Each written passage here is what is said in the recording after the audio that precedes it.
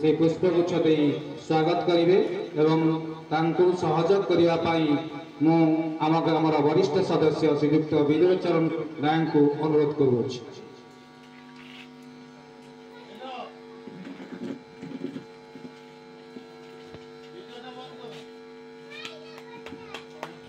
करताली माध्यम समस्त टिके स्वागत संबर्धना को उत्सर्ग करंतु।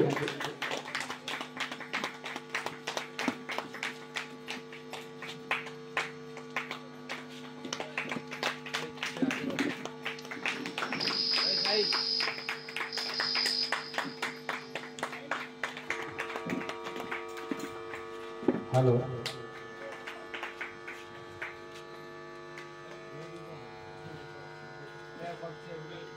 आउ टिके जोर करताली हो।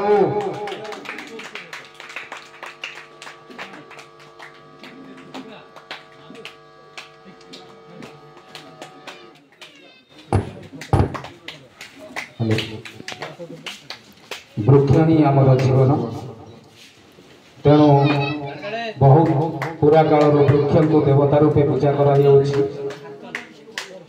प्रत्येक शुभ कार्य प्रदीप प्रज्वलन आवश्यकता था। आज प्रदीप कार्यक्रम आ प्रदीप उच्चलन माँ सात भौणी निकट में वृक्ष देवता उद्देश्य समर्पण करा।